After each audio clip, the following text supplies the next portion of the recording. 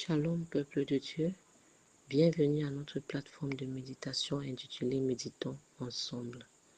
En ce vendredi 27 mars 2026, le Seigneur nous invite à méditer dans le livre de Luc, mais avant toute chose, prions. Notre Père et notre Roi, notre Seigneur et notre Dieu, viens et prends le total contrôle de ce moment. Père, ô Dieu, dispose-nous, esprit, âme et corps, pour la gloire de ton saint nom. Parle à tout ce qui respire en nous, autour de nous, afin que ton nom soit encore surélevé. Au nom de Jésus, merci de nous bénir par ce verset. Amen. Amen. Je lis pour nous Luc chapitre 18, verset 27. Ce qui est impossible aux hommes est possible à Dieu. Alléluia. Mon frère et ma soeur, par ce message,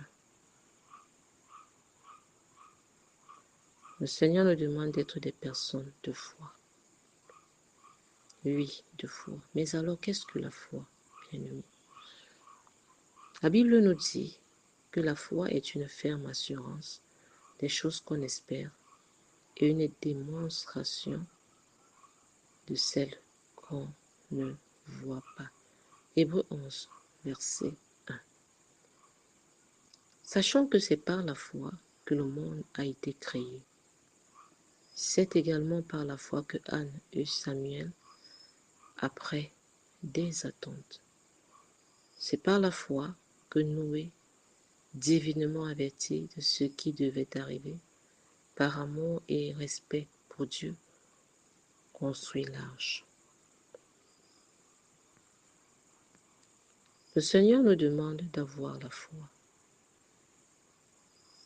de croire que là où on a dit non, lui seul peut dire oui, de croire que là où tout semble sans issue pour les hommes, tant que Dieu n'a dit son dernier mot, c'est encore possible.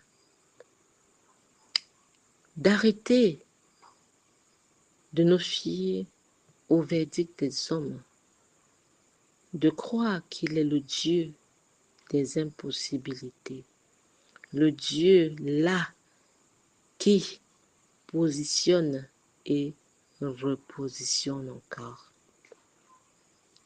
de croire qu'il est le Dieu capable de changer les données en notre faveur à tout moment. Ce que nous avons à faire, c'est de croire que ce qu'il a dit, il le fera. Croire que les jours meilleurs sont devant. Croire avec la force et la détermination. Croire de toutes nos forces et de ne point douter dans nos cœurs. Oui, croire que le meilleur n'est pas que pour les autres, mais qu'il est aussi pour toi.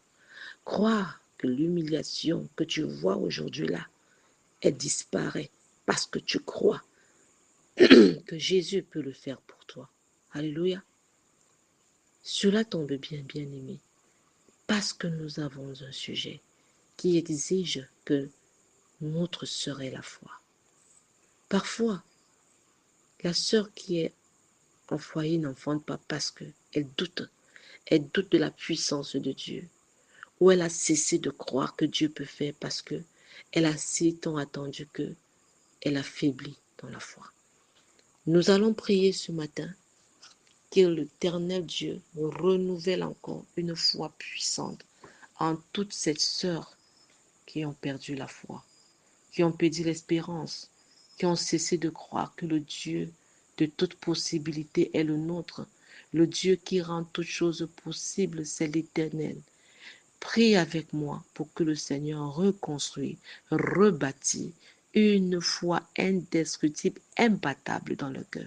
Cette foi qui déplace les montagnes, cette foi qui pourra déplacer les autels et les paroles prononcées contre elle, cette foi qui pourra déplacer et détruire toute force même qui les ont précédés. Peut-être qu'ils sont passés par leur père, qui sont passés par leur mère et qui aujourd'hui combattent pour eux l'enfantement. Oui, Prie, bien-aimé. Prie pour que cette force soit la leur. Seigneur, nous te supplions, nous te bénissons. Viens et renchérir la foi de notre sœur. Viens et fortifier la foi de notre sœur. Viens, papa, et rebâtir la foi nécessaire pour qu'elle voie bébé pleurer dans son foyer. La foi utile, la foi indispensable, la foi qui est plus forte que celle de ses adversaires. Seigneur, merci parce que tu l'insères dans leur cœur. Merci, Seigneur, parce que tu l'insères dans leur âme. Cette foi imbattable, cette foi qui déplace, ô Éternel, l'infertilité pour mettre ta fertilité.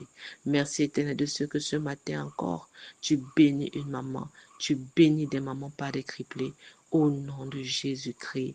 Amen. Bien-aimé, nous voici venus au terme du programme de ce matin. Je t'invite à amener tes frères, tes sœurs, tes cousins et tes cousines à venir également se ressourcer. Sois béni et témoin davantage de Jésus. Shalom.